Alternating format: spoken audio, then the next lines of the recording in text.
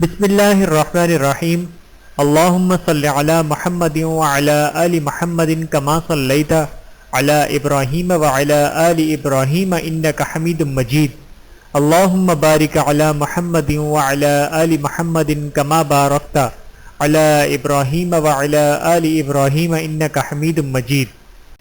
بسم اللہ الرحمن الرحیم۔ منہیات کا انسائکلوپیڈیا۔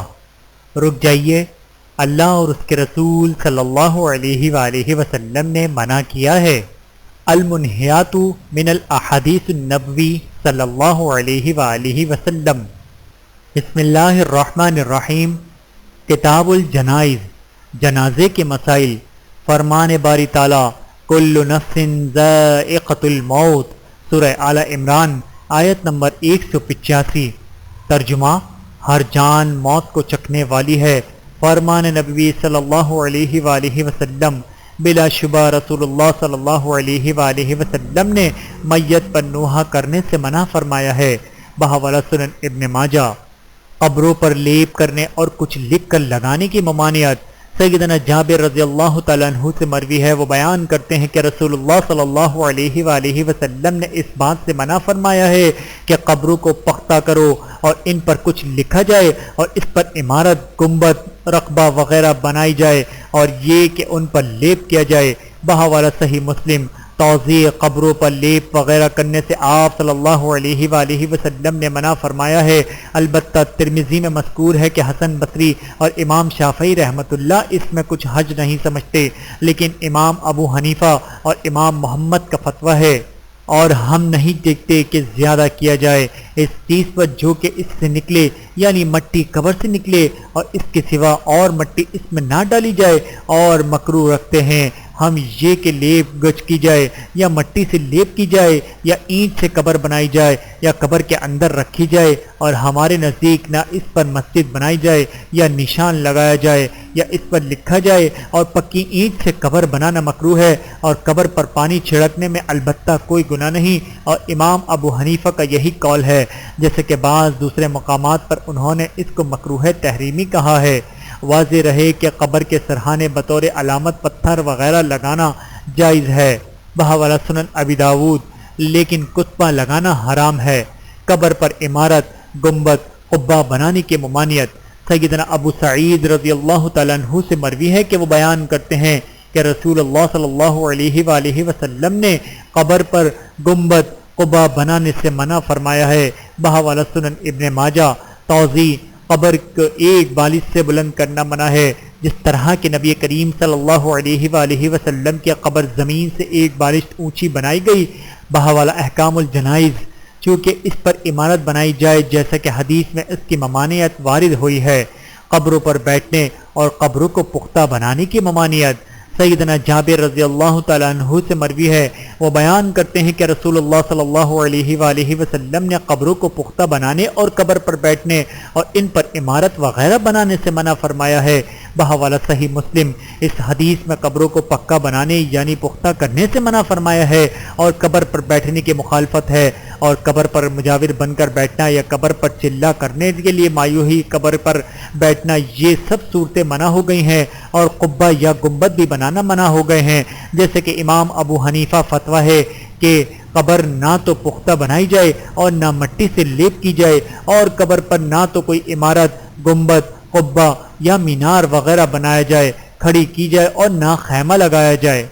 موت کی تمنا کرنے کی ممانعت۔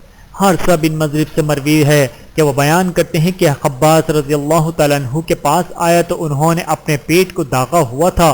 کہتے ہیں کہ میں نے اصحاب رسول میں سے کسی ایک کو نہیں دیکھا جس کو اتنی مصیبت آئی ہو جتنی مجھے آئی ہے، اور میں نے رسول اللہ صلی اللہ علیہ وآلہ وسلم کے زمانے میں اپنے پاس ایک درہم بھی نہیں پاتا تھا، اور اب میرے گھر کے ایک کونے میں 40,000 درہم موجود ہیں، اور اگر نبی کریم صلی اللہ علیہ وآلہ وسلم نے موت کی آرزو کرنے سے منع نہ کیا ہوتا تو میں موت کی آرزو کرتا۔ بحوالہ صحیح سنن ترمذی۔ توضیح: کسی آفت و مصیبت کی وجہ سے موت کی تمنا کرنا حرام ہے۔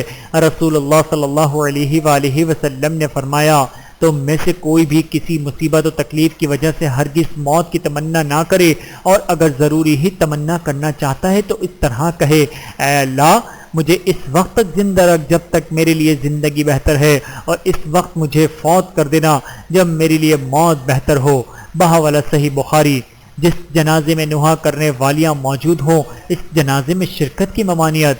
سیدنا عبداللہ بن عمر رضی اللہ تعالیٰ عنہ سے مروی ہے، وہ بیان کرتے ہیں کہ نبی کریم صلی اللہ علیہ وآلہ وسلم نے اس جنازے کے ساتھ جس میں نوحہ کرنے والی عورتیں ہوں اس کے ساتھ جانے سے منع فرمایا ہے۔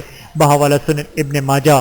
حدیث میں ہے کہ ایسے جنازے میں شرکت کی ممانعت ہے جس میں جاہلیت کی آواز کو بلند کیا جائے، یعنی عورتیں نوحہ کریں اور غیر شرعی انداز سے جنازہ پڑھایا جائے، بلکہ رسول اللہ صلی اللہ علیہ وآلہ وسلم نے فرمایا جو خواتین چہروں کو پیٹیں، گریبان چاک کریں اور جاہلیت کی باتیں کریں وہ ہم میں سے نہیں۔ بحوالہ صحیح بخاری۔ کیونکہ ان کے نوحہ کرنے کی وجہ سے میت کو عذاب دیا جاتا ہے اگر وہ ان کو نوحہ کرنے سے منع کر کے نہ گیا ہو۔ سیدنا مغیرہ بن شعبہ رضی اللہ تعالیٰ عنہ کہتے ہیں کہ رسول اللہ صلی اللہ علیہ وآلہ وسلم نے فرمایا جس پر نوحہ کیا گیا اسے نوحہ کرنے والوں کی وجہ سے عذاب دیا جائے گا۔ بحوالہ صحیح بخاری۔ میت پر مرثیہ خوانی کرنے کی ممانعت۔ سیدنا ابن ابی اوفی رضی اللہ تعالیٰ عنہ سے مروی ہے، وہ بیان کرتے ہیں کہ رسول اللہ صلی اللہ علیہ وآلہ وسلم نے مرثیہ خوانی سے منع فرمایا ہے، یعنی منظوم کلام سے۔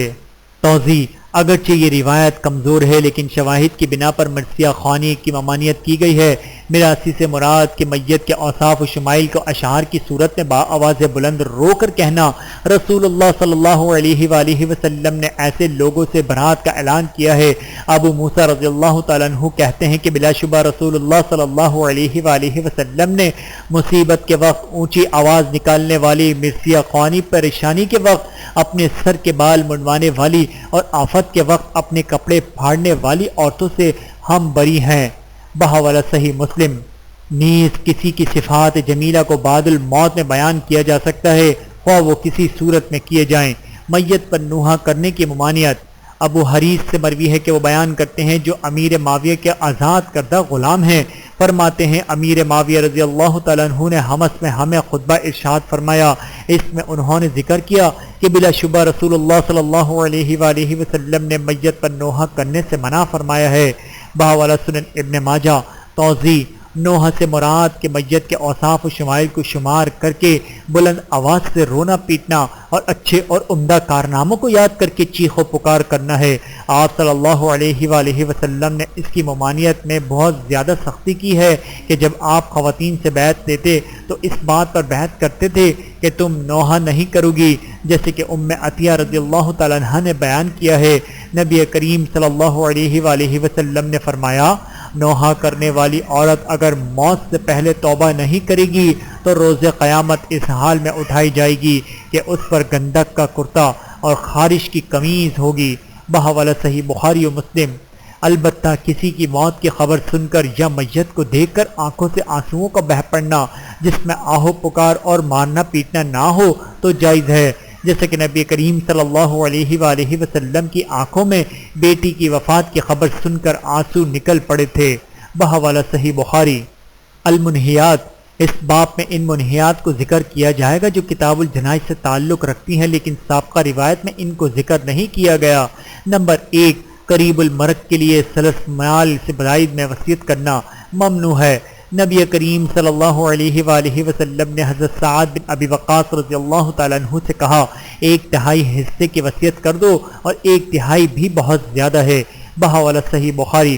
نمبر 2، ورثہ کے لیے وصیت جائز نہیں۔ رسول اللہ صلی اللہ علیہ وآلہ وسلم نے فرمایا بے شک اللہ تعالیٰ نے ہر حق والے کو اس کا حق عطا کر دیا ہے، لہٰذا کسی وارث کے لیے وصیت کرنا جائز نہیں ہے۔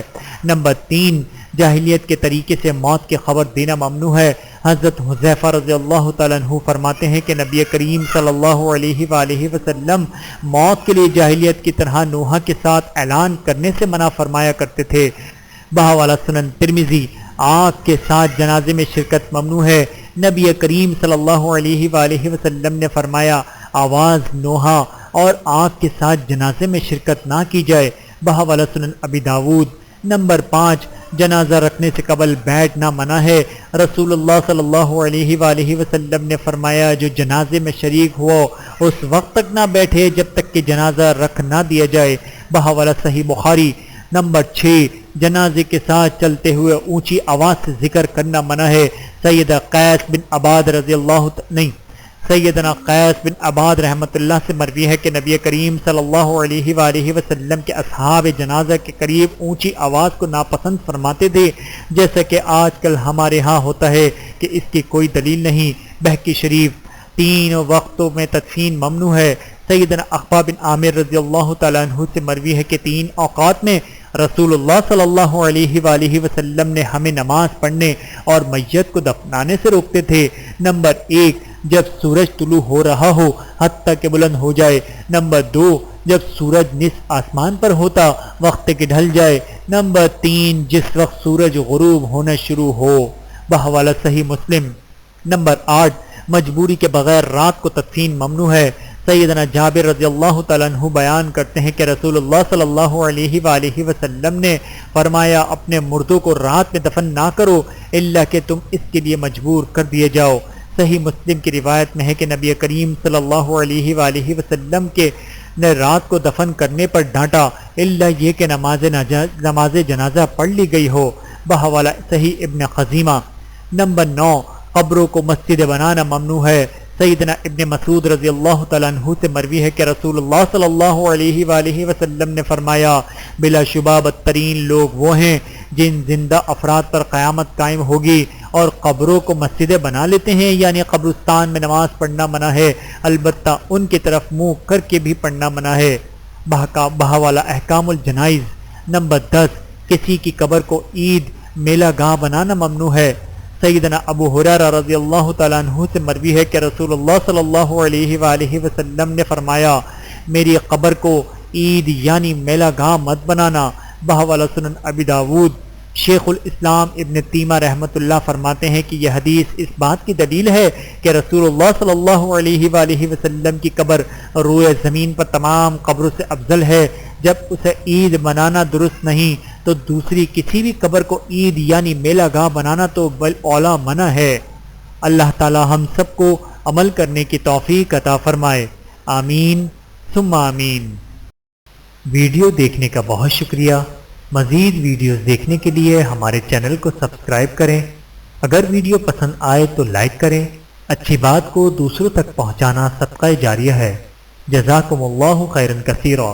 اپنا اور اپنے پیاروں کا بہت زیادہ خیال رکھیے گا اور مجھے دعاؤں میں یاد رکھیے گا۔ Take care. اللہ حافظ۔